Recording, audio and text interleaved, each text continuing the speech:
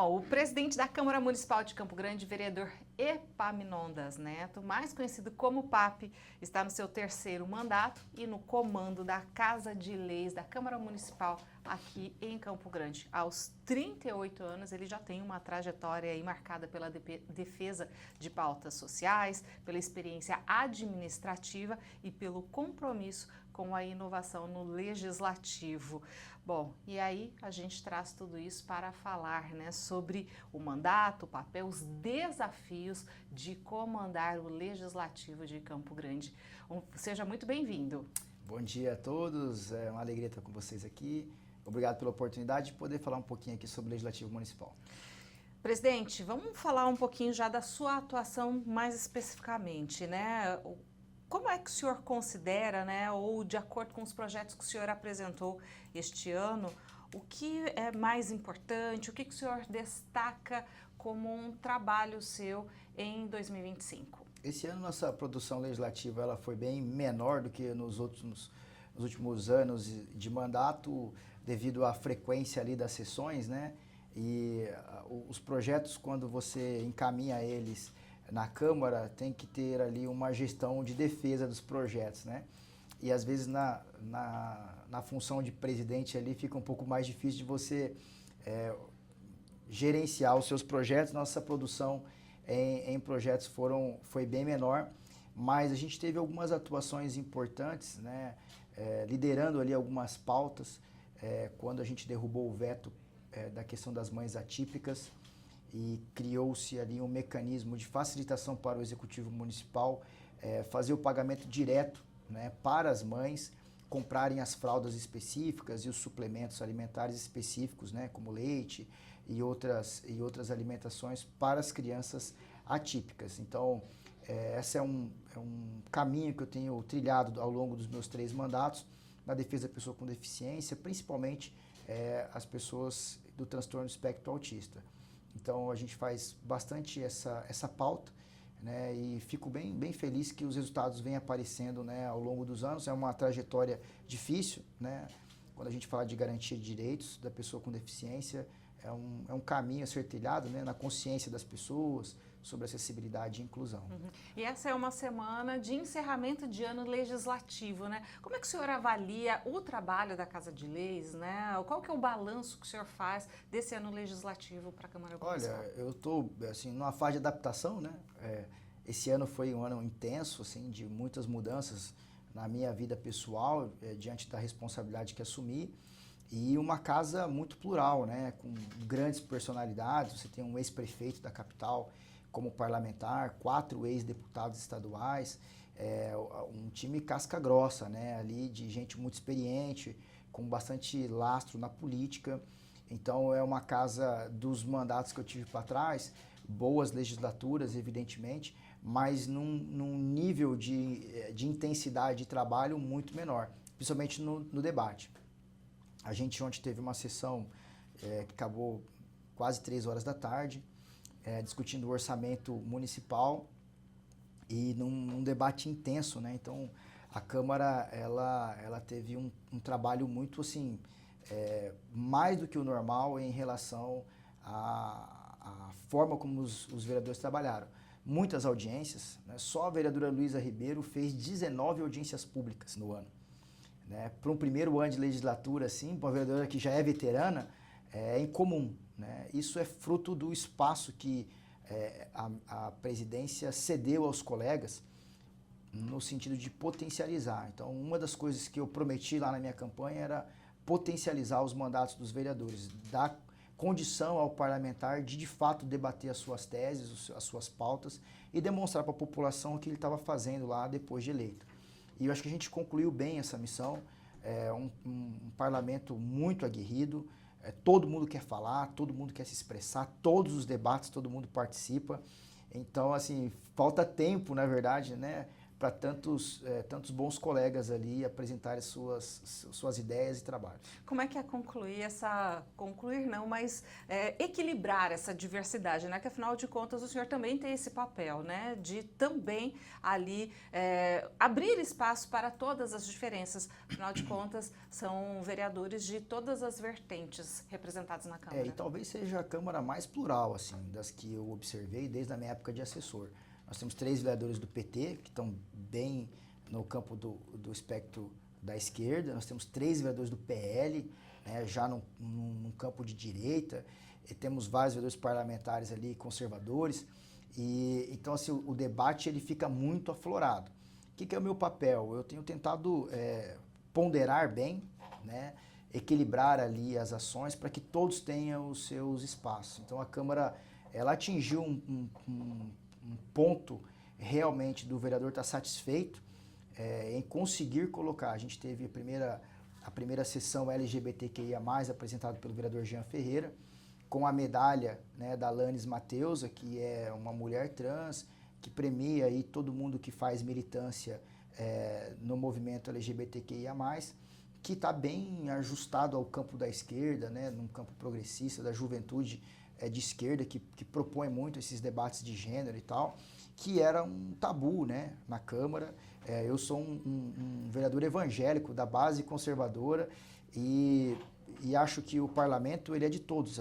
A Câmara é a casa do povo, né, e se tem um vereador que representa essa bandeira, ele tem que ter todo o direito e o espaço de apresentar as suas teses. Na sexta-feira teve uma sessão LGBTQIA+. Na segunda-feira nós tivemos a sessão dos legendários, apresentado pelo vereador Herculano Borges, que é um pastor, que é um cara lá do campo da direita, do movimento Legendários, que, né, propõe uma questão da família tradicional, na valorização do homem, que está completamente do outro lado, né, do pensamento. A casa lotada de pessoas que comungam desse pensamento, os vereadores lá também para congratular as pessoas que trabalham nesse sentido. Então, para você ver como a Câmara ela abordou todos os temas, né? Então, coletivamente a gente esteve próximos, ali os vereadores fortalecendo um a pauta do outro e ao mesmo tempo individualmente protagonizando nas suas bases. Então, eu me sinto bem satisfeito em relação a isso. Acho que a gente conseguiu colocar todos numa situação de pé de igualdade, que é como eu acho que o parlamento tem que trabalhar. O senhor falou sobre orçamento, né, e aprovação, inclusive, dessa LOA para 2026, teve um recorde de emendas, participação ativa dos vereadores, né? Que mensagem que o senhor acha que esse orçamento aprovado, né, ele passa para a população e qual o principal avanço desse trabalho da Câmara neste ano? Olha, a gente teve a tríade orçamentária esse ano, né? Porque votamos o PPA, votamos a LDO e votamos a LOA. O PPA é o plano plurianual, que você vota de 4 em 4 anos. Ele define as políticas públicas macro, né? Como vai ser organizado o orçamento de forma mais a médio e longo prazo. A LDO são as diretrizes, né? O planejamento escrito ali do que vai ser feito com o orçamento. E a LOA, que seria o orçamento propriamente dito com os números do que vai ser executado o ano que vem. Então, são 3 peças orçamentárias bem complexas. Quero, inclusive, parabenizar o vereador Otávio Tradi, que foi o nosso relator das 3 peças. Só para você ter ideia, a gente teve 1.422 emendas analisadas pelo vereador Otávio. Assim, para quem está ouvindo, é muita coisa, assim. É um trabalho difícil de fazer. Uma LOA muito costurada, né? Então. Muito costurada, porque as peças vieram... a gente fez essa crítica lá, e isso é uma novidade. Nos meus mandatos para trás, eu nunca tinha visto peça orçamentária ser discutida. Eu chegava, aprovava algumas ou não? emendas, aprovado e tchau. Sem muitas observações. Aham. Ontem, inclusive, a gente teve um voto contrário à lei orçamentária. 730 emendas na lei orçamentária anual e muitas críticas. Inclusive, eu abordei o trabalho, já tinha feito, vinha ao longo dos meses criticando a secretária de Finanças do município, a secretária Márcia, né, que está aí afastada por uma questão médica, pela subestimação do orçamento, né? O orçamento veio aquém da produção de arrecadação do município. Então, historicamente, Campo Grande cresce, né? E esse ano não foi diferente. A arrecadação do município cresceu em detrimento do ano de 2024. Mesmo assim, o orçamento ele veio subestimado. Então, a gente apresentou isso para a sociedade, sem se omitir, apesar de vários vereadores comporem a base de apoio da prefeita Adriane, o parlamento não deixou de fazer a crítica em relação ao orçamento estar aquém, né, subestimado, abaixo do que poderia ser. E quando você faz isso, você cria uma falsa sensação de baixa arrecadação, né? Então, para depois você ter um crédito lá na frente, um superávit, onde você consiga mexer no orçamento mais discricionariamente, sem passar pelo crivo da Câmara. Então, é uma manobra que o Executivo propôs aí, e nas emendas a gente corrigiu bastante coisas nesse sentido. O orçamento foi duramente criticado ontem na sessão, mas mesmo assim ele foi aprovado, porque é importante, né, uma ferramenta para a cidade, né? O orçamento não é da prefeita, não é dos vereadores, o orçamento é da população, né? Mas eu fico muito feliz, porque quando você tem profundamente examinadas as matérias, é onde você cumpre o papel de fiscalização. Tem gente que pensa que fiscalização é só o vereador ir nos lugares. O vereador não veio aqui na escola ver, o vereador não foi no posto lá olhar, o vereador não foi na obra lá ver tal coisa, e pensa que esse é o trabalho de fiscalização. Mas a verdade é que quando a gente está lá votando e pega o texto da lei... É análise de documento. Ali que você faz a fiscalização. Quando você propõe emenda, quando você trabalha ali aquele projeto, ali você faz o principal trabalho de fiscalização do poder público, porque a prefeitura não pode fazer nada senão em virtude de lei. Então precisa que tenha a aprovação legislativa. Então eu valido as ações do executivo. Ali é o grande poder que o legislativo tem. E às vezes os vereadores acabam não prestando tanta atenção nessa parte, ficam mais preocupados com a questão da discussão, do debate, mas ali na hora de votar que é de fato o momento de você fiscalizar. E essa Câmara tem demonstrado assim, tanto base quanto oposição, destrinchando mesmo os projetos, apresentando emenda. Eu não me lembro de ter votado um projeto do executivo esse ano sem emenda, por exemplo. Pode até sido derrubada lá em votação as emendas e o projeto ser apresentado sem emendas. Mas nenhum projeto do executivo chegou no plenário sem que os vereadores tivessem apresentado emendas. Presidente, falando ainda sobre orçamento, né, e a gente tem vivido um momento econômico que as administrações, de modo geral, elas estão tentando enxugar ao máximo a máquina, né, e não é diferente em Campo Grande, também em nível estadual, né, mas também a Câmara Municipal, ela adotou medidas de cortes de gastos, né, e revisão de contratos. Como que é equilibrar essa economia, responsabilidade fiscal e esse bom funcionamento do Legislativo? Olha, eu tenho uma formação em gestão pública, né? Vim me preparando ao longo dos anos em relação a isso. Eu tenho um trabalho como parlamentar antes de ser presidente bem ligado às questões sociais, e a gente tem lá o Pé no Bairro, que é uma participação do vereador frequentando, né, as localidades, sentando lá na varanda da Dona Maria, tomando um café ali na vendinha, fazendo esse trabalho bem comunitário. Mas a principal característica do meu trabalho como parlamentar sempre foi a parte técnica, de você conseguir, a partir do texto da lei, entender o que o executivo está propondo e conseguir ali até traduzir para os outros colegas o que de fato está sendo proposto e como a gente pode melhorar esse projeto ou se ele precisa ser vetado ou reprovado no parlamento. Essa é uma questão que você ganha ao longo do tempo, né? Essas habilidades. E administrativamente, eu sempre achei que quando você diminui a máquina pública, sobra dinheiro para investimento. Quando você gasta com você mesmo, no sentido de, eu vou crescer a máquina para ver se eu consigo atender mais pessoas. Chega na hora de atender as pessoas, você gastou o dinheiro com você mesmo. Então, quando mais você estica o tamanho da máquina, eu preciso de mais pessoas, eu preciso de mais servidores, eu preciso de mais carros, eu preciso de mais espaços públicos, eu preciso de mais UPAs, eu preciso de mais escolas, eu preciso de mais órgãos públicos. Quando você pensa nesse sentido, e sempre o objetivo é atender mais essas pessoas, claro, não é o contrário. No fim das contas, e tem se provado historicamente, que é um jeito ruim de gastar o dinheiro público. Então, quando você encurta, quando você diminui o caminho para que o dinheiro chegue na ponta, ele tem se mostrado mais eficiente. Isso é uma técnica de gestão pública. O que nós fizemos? A gente vive de duodécimo, né? Então eu já sei a previsão orçamentária do próximo ano e consigo ali ajustar bem. A gente tinha alguns desafios, porque a gente tinha pela primeira vez o 13º dos vereadores, que tinha sido votado na última legislatura. Então nosso orçamento ele já veio com um acréscimo de uma conta, né, que não tinha sido feita por mim, né, apesar de eu ter votado lá. Então a gente tinha um desafio ali de encaixar o 13º dos vereadores dentro desse orçamento. Para isso, eu comecei a fazer alguns ajustes. Primeira coisa que a gente fez foi o horário, a gente reduziu a carga horária, eu tinha duas equipes, né? Uma trabalhava de manhã, outra trabalhava à tarde, dos servidores concursados. A equipe da manhã tinha uma grande demanda, porque é onde mais as pessoas procuram mais atividade, e à tarde às vezes ficava um pouco mais folgado. Então eu reuni as duas equipes, nós exoneramos muitos comissionados da administração, né? Deixei os comissionados para os gabinetes, onde você tem ali atividade política mais essencialmente dos parlamentares. E na administração da casa a gente privilegiou o trabalho dos concursados. Isso fez com que enxugasse, né, bastante os setores. E aí eu consegui colocar todos de manhã.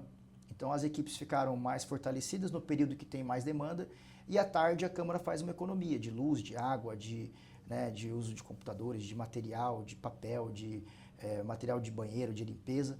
A Câmara consegue dar uma enxugada e você não perde qualidade de serviço de atendimento. Nós trocamos o prédio anexo da Câmara, que tinha um aluguel um pouco salgado, e ele ficava na esquina da casa lá, o servidor tinha que andar para ir lá, e ficava longe, o pessoal do puxadinho, ficava uma coisa meio assim, sabe? Quem foi mandado lá para o anexo. Então tinha uma questão meio ruim em relação a isso. Nós trocamos de prédio, eu aluguei um prédio do lado da Câmara, vai ter uma passagem ali agora, então vai ficar integrado todos os servidores e eu vou ter uma economia de mais de R$100 mil por ano só nessa mudança e eu vou estar num prédio mais moderno, mais ajustado ali para aquilo que é interesse da Câmara. E outras coisas que a gente foi fazendo, cortei boa parte de cargos comissionados, né? A gente fez uma grande redução desde o início do ano, diminuí alguns contratos que eu achava que eles não tinham muito sentido para casa, nós tínhamos muita pulverização de pequenos contratos, sabe? Precisava analisar mesmo administrativamente e ajustar para aquilo que é prioridade, né? O senhor falou, inclusive, do duodécimo, né? A Câmara, inclusive, antecipou a devolução de R$9 milhões do duodécimo para ajudar na recuperação das ruas aqui em Campo Grande depois desse período de chuva, né? 2025 tem sido marcado por chuvas intensas aqui em Campo Grande, né? Como que essa decisão reforça o papel do Legislativo num momento como esse de crise? Assim, a gente vive um desafio financeiro, né? E a Câmara, ela não é contra a Prefeitura. Nós temos papéis diferentes.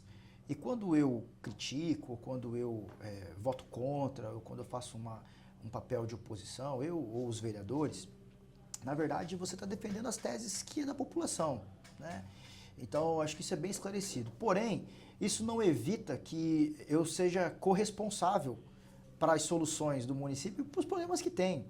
Então, toda vez que a Câmara tiver a oportunidade de colaborar com soluções efetivas, nós somos parceiros do Executivo, né? Acho que essa relação ela está bem clara, né, para a prefeita Adriane e eu espero que a sociedade também enxergue dessa forma. A gente, na influência do vereador Carlão, né, que me sugeriu essa ideia, nós trabalhamos juntos essa articulação, a devolução é obrigatória, Karina. Eu preciso devolver todos os anos, né, as sobras de rendimento, impostos retidos, né, que a gente vai ajuntando durante o ano e depois devolve ao município. Esse é um recurso que entra extra, sem dotação orçamentária, então é um recurso livre.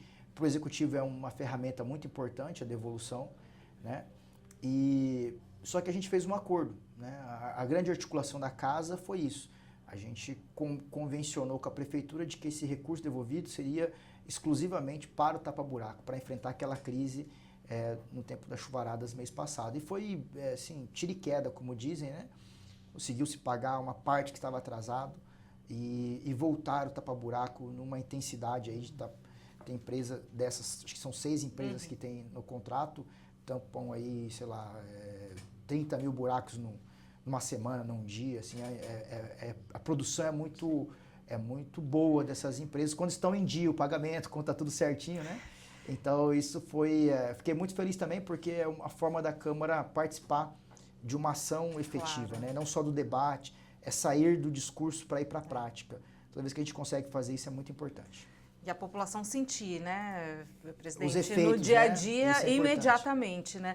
Vamos falar um pouquinho sobre uma crise que tem abatido aqui Campo Grande, a crise do transporte coletivo, né? E agora com a paralisação da categoria dos motoristas, né? Que entram no terceiro dia de paralisação nesta quarta-feira. Presidente, como é que a Câmara está acompanhando essa questão da paralisação? Também as justificativas, tanto a Prefeitura justificando que está realizando os pagamentos em dia, o consórcio Guaicurus dizendo que ainda não, que precisa ser ressarcido de algumas perdas. Como a Câmara está acompanhando este debate público, né, essas justificativas públicas de ambas as partes, mas a população está sem o transporte coletivo? A minha avó falava uma frase assim, que em casa que falta pão, todo mundo briga, ninguém tem razão. Então, quando a coisa aperta, o dinheiro diminui, essas crises são instaladas.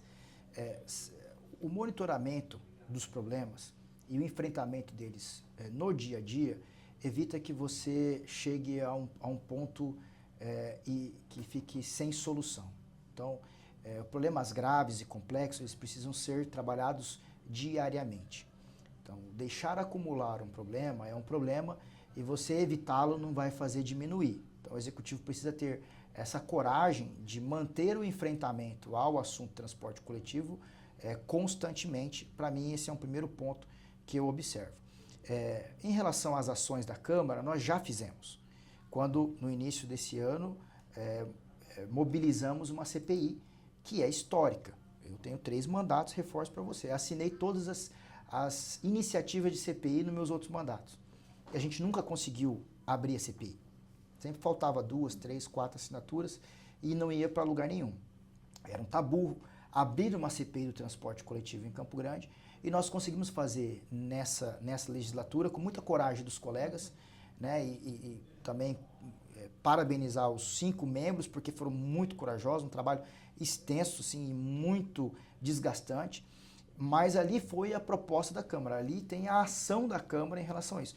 Hoje, talvez, essa crise de paralisação também é fruto daquilo que a Câmara mexeu. E quando você começa a mexer num problema, ele vai desencadeando, aflorando mais, porque você vai cutucando uma ferida, vai aparecendo outras questões. Então, isso é fruto também do trabalho da Câmara em relação ao transporte. Foram 50 horas de oitiva. O Campo Grande precisa entender. 50 horas de oitiva.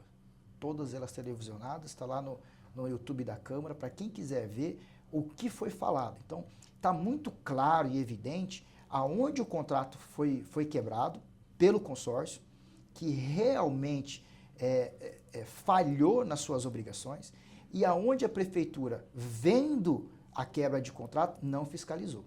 Então, tem ali as falhas do Executivo Municipal apresentadas em relatório, oficialmente. Hoje, inclusive, o Ministério Público abriu inquérito a partir do relatório da CPI, que é o desdobramento principal da nossa ação, que vai culminar em diligências do MP, com certeza, responsabilizando, né, os agentes que participaram na história desse contrato. A CPI apresentou 3 soluções. Isso nós temos 3 meses que o relatório foi apresentado. Nenhuma dessas soluções da CPI foi adotada pelo Executivo ainda. A primeira, arbitragem, que está lá posto, que era reunir todos e discutir. Já que temos um problema, tem 7 anos de contrato. O que podemos fazer para repactuar esse contrato e melhorar o transporte para a população? Daqui para frente. Não foi feito. Intervenção, que é um modelo de você assumir o consórcio. Então, era a prefeitura gerenciar a empresa privada numa intervenção, que eu acho hoje temerária. Por quê? Porque a prefeitura não está dando conta de tapar os buracos, né, de repor remédio nas unidades de saúde. Vai gerenciar uma empresa privada da qual ela não tem expertise para fazer? Eu tenho uma ressalva em relação a isso. E a terceira opção seria a caducidade do contrato, ou seja, encerrar o contrato e abrir nova licitação para uma disputa com outras empresas. que eu acho que hoje é a solução para esse caminho, porque está desgastado demais a relação entre a cidade com o consórcio e entre a prefeitura e o consórcio. Acho que já não dá mais. O interrompimento é a solução. Porém, o poder público tem que ter responsabilidade. Nós estamos falando de 3 dias de greve. Olha o caos. É irreparável o prejuízo que a paralisação dos ônibus traz para a cidade. Irreparável. Nós estamos na véspera do Natal. Não dá para calcular o que representa isso. Dá para fazer alguma coisa ainda nessa reta final de ano? E eu vou colocar para você aqui. Então, tem que ter responsabilidade. Hoje você interrompe o contrato, tchau, Guaicurus, vai embora, pega o teu banquinho, né, sai de fininho aqui, ninguém mais quer você em Campo Grande. Amanhã, quem que passa na porta do trabalhador para trabalhar? Que empresa vem hoje aqui? Qual que é o planejamento para uma licitação? Nós estamos aí há quase 1 ano e 6 meses, 1 ano e 4 meses, com a licitação do parquímetro, que não sai. Inclusive, a gente não consegue achar uma empresa para tocar o parquímetro no centro da cidade, o estacionamento rotativo da cidade. Então, assim, não é simples você fazer uma licitação de transporte coletivo da noite para o dia. Então, para interromper o contrato com o consórcio, precisa ter um planejamento para você fazer isso bem feito, né? Então, sou contra? Não, sou até a favor, eu acho que já deu. Porém, tem que ter um planejamento para fazer isso. Agora, qual que é a prioridade 0? É acabar com a greve. E tem que ter sensibilidade, Karina. O que eu tenho dito? Nós vamos olhar para as pessoas. Aonde que a Câmara está nisso? Em relação a consórcio, prefeitura, eu não quero saber de nenhum dos dois. O nosso papel é defender quem pega o ônibus. É a população. É o empresário que está lá desesperado para vender mais perto do Natal, que é a data mais importante para todo mundo, sem a sua mão de obra poder chegar, gastando com Uber, passando carro de carona para poder ter o trabalhador. E aí, quando você chega na sua casa, depois do trabalho, que você passa na padaria lá, pega um pãozinho quente para ir comer no fim do dia na sua casa, quem assou esse pãozinho foi um trabalhador que estava dentro daquele ônibus. Então a prefeitura precisa ter sensibilidade com essas pessoas. E o trabalhador, que é o motorista, que é o cara da manutenção do transporte lá, ele é o elo mais fraco. Ele está dentro de um cabo de guerra, de uma gigante, que é o consórcio Guaicurus, e uma capital. E o trabalhador está no meio. Então, eles ficaram prejudicados. Para mim, são os que têm menos culpa em relação a isso. A greve realmente é ilegal, porque é serviço essencial e não pode paralisar. Mas não deixa de ser legítima. Né? O trabalhador ficar sem 13º no final do ano, imagina as contas dessas pessoas como é que estão. Então tem que ter sensibilidade do executivo para primeiro terminar a greve. E depois se fazer um enfrentamento lá no judiciário com qualquer manipulação que o consórcio tenha feito. Então esse é meu apontamento. E hoje estou trabalhando, né? Espero que até o final do dia eu tenha aí uma solução. Ontem tive com o sindicato, fiz uma conversa, recebi eles lá, era mais de 7 horas da noite, fiz uma proposta, estive com o governador, conversei com o governador, inclusive agradecer ao governador Eduardo, ontem à noite, fora de horário, a gente conversou bastante, falei com a prefeita hoje bem cedo, nós estamos costurando um acordo, espero que até o final da manhã, não posso ainda te falar, mas espero que ainda hoje a gente consiga trazer uma boa notícia para Campo Grande. Minha prioridade, apesar de não ser a minha principal responsabilidade e dos vereadores, a gente interromper a greve e voltar ao serviço.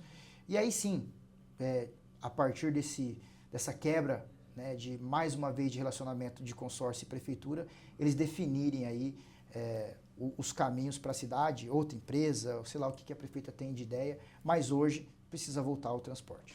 Presidente, eu ainda tenho aqui mais 2 assuntos para abordar com o senhor. Gostaria que a gente passasse por eles. Saúde, né? Não tem como a gente não falar sobre saúde, porque algumas instituições ligadas à saúde aqui em Campo Grande emitiram notas públicas alertando sobre o risco iminente de colapso na saúde, né? CRM, também Consem. A principal crítica é a falta de insumos, remédios, corte de pagamentos e a falta de um nome específico na pasta da saúde, como secretário de saúde, né? A Câmara foi informada deste alerta, vocês estão acompanhando isso, o que é possível fazer? Sim, a gente teve esse debate extenso, se a gente acompanhar as sessões, talvez esses 2 assuntos que a gente falou agora, transporte e saúde, até mais saúde, predominou os últimos debates na casa, assim, longos debates sobre a saúde. Eu penso que você alinhar a política pública da saúde com os parâmetros do SUS nacional é fundamental. Você tem que estar alinhado 100% com o que preconiza o SUS e o Ministério da Saúde, para que você tenha o alinhamento dos recursos. Ao longo dos anos, você vai estruturando a saúde muito dentro da particularidade de cada gestor. Tudo que você faz extra SUS, você não tem recurso federal. Então você tem que ter custeio próprio. Nós temos algumas unidades em Campo Grande hoje que é custeio 100% da prefeitura, o que é uma loucura. Você tocar qualquer tipo de unidade de saúde é muito caro. Então, precisa de uma reorganização, minha opinião, né? Uma reorganização estrutural na CESAL, e é isso, nós estamos falando de gestão. Tem que parar, reorganizar, para você estar vinculado 100% com as diretrizes do Ministério da Saúde. Talvez isso é um dos trabalhos que o comitê tem tentado fazer para reorganizar. Segunda parte, você precisa ter economia. É a segunda maior folha do município, é a da saúde. Então, eu faço algum questionamento. Por exemplo, você acha correto um profissional da saúde que está lá na ponta, ele atende na UPA, na unidade de saúde, ele ganha plantão e tal, ele está trabalhando lá assim, se esforçando ao máximo, uma demanda gigantesca, tem lá uma série de plantões. Um mesmo profissional de saúde que não está na unidade, que trabalha administrativamente na CESAL, ser tratado como um médico que está lá, com plantões, com salário de médico e tal, e tal, e tal, e tal. Eu acho que esse é um equívoco da gestão. Se você tem um profissional que está fazendo um trabalho administrativo, ele precisa ser remunerado como alguém do administrativo. Talvez isso caia ruim nos ouvidos aí da classe dos profissionais de saúde. Eu penso que você, quanto na atividade fim, tem todo o direito de receber os plantões. Fora dessa realidade, é impossível isso acontecer. A mesma coisa acontece com o professor. O professor tem 40 horas a aula, piso dobrado e uma série de questões remuneratórias que são muito interessantes em relação a qualquer outra capital do Brasil. Mas quando ele está fora da sala de aula, eu acho que ele não pode receber igual, se ele está fazendo uma função administrativa, por mais importante que ela seja. Então, existem alguns mecanismos que precisam ser feitos e todos eles vão no caminho de economia. Qual que é o problema da falta do investimento? É você gastar o dinheiro com outras coisas. Você falar para mim que hoje não tem dinheiro na saúde, é impossível. Né? Nós temos aqui em Campo Grande 36% do orçamento da capital destinado à saúde. E não funciona. Então não é falta de dinheiro. E isso é ótimo, porque se fosse falta de dinheiro era mais difícil. Era mais difícil, né? Resolver. Então tem que ajustar administrativamente. A casa tem feito vários enfrentamentos, inclusive tem uma proposta de CPI na casa, que já conta com 6 assinaturas. Eu acho que o momento está muito adverso politicamente. Eu tenho tentado não deixar que o acaloramento político inviabilize as ações da Câmara em relação às entregas para a cidade, claro, para que a gente não misture uma coisa com a outra. A CPI da saúde traria ali um esclarecimento à população e uma ação do Legislativo em relação à cidade. Porém, também poderia ter um desdobramento político de tripudiar em cima da dificuldade do Executivo Municipal, e também não é esse o meu papel. Mas tem uma proposta de CPI, você tem vários outros requerimentos da saúde lá em relação aos 156 milhões que não foi explicado ainda, em relação à falta de medicamentos, a questão de plantões fantasmas. Então tem muita coisa aí que a Câmara tem repercutido nas nossas sessões. E eu assim, torço para que esse comitê traga alguma solução, mas para mim ele está ilegítimo. Eu já fiz essa fala. Se não colocar uma secretária, eu, PAP, considero a dona Ivone, que é a chefe do comitê, como secretária. E a Câmara vai tratá-la como tal. Né? Ela é a secretária, ela é responsável, tchau, não quero falar com mais ninguém. Nós vamos tratar direto com quem a prefeitura achou que é a responsável, que é a doutora Ivone. Só para a gente finalizar, então, quais são as prioridades da Câmara para o próximo ano? O que o cidadão pode esperar, né? E será ano político ainda. Isso deve, de alguma forma, afetar o andamento do trabalho na Câmara? Esse é um dos papéis do presidente, blindar a Câmara dos efeitos externos. Tenho tentado fazer isso. Tenho uma boa relação com a classe política, com os partidos. Né? Tenho um prestígio aí, gosto de um respeito, né, de uma boa relação com a classe política, e imagino que a gente consiga aí, não atrapalhar, né, os trabalhos ali com a contaminação do debate político. Mas, como eu disse, nós temos duas bancadas ali bem, né, que vão estar disputando no âmbito nacional a presidência da República. Inevitavelmente esse debate vai estar presente na Câmara, mas aquilo que é debate é saudável. O que não pode é a gente ultrapassar a linha do debate, daquilo que é permitido pela democracia. Os excessos que são muito ruins porque eles ferem e depois desajustam os relacionamentos. Mas eu penso que o ano que vem a gente precisa colaborar com o município, né, no sentido de ir para as entregas. Foi um ano difícil, né, mais do que nós imaginávamos. Torço para que a prefeita Adriane possa ter um ano melhor, que Campo Grande possa ter um ano melhor. E o Legislativo é esse papel, ele fiscaliza, então ele é uma peça que às vezes incomoda, né, o Executivo, mas ao mesmo tempo ele é o principal parceiro. Então é uma coisa meio, às vezes nós estamos muito alinhados, às vezes nós estamos fazendo oposição, né, fazendo críticas, mas esse é o balanço, né? É o equilíbrio. É a elasticidade da democracia e que fortalece principalmente o espírito democrático para a população.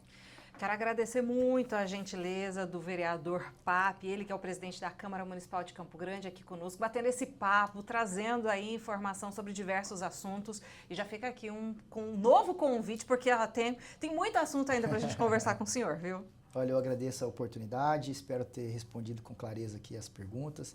Fico à disposição para uma próxima oportunidade, sim. Deixar uma mensagem para a população de Campo Grande, confiar nos vereadores e vereadoras eleitos e eleitas.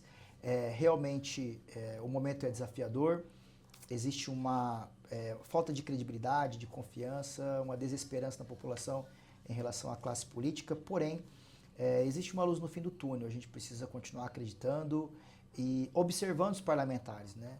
Nós temos nossas sessões televisionadas, transparentes, venha participar, ouça, analise, tire suas conclusões a partir daquilo que você analisou, né? A imprensa faz um papel importante, mas é salutar que todo mundo participe da vida pública da sua cidade. Que Deus abençoe, né, o final de ano de todo mundo, que seja um final de ano agradável com as famílias, que Jesus brilhe no coração das pessoas e que o ano que vem seja muito melhor.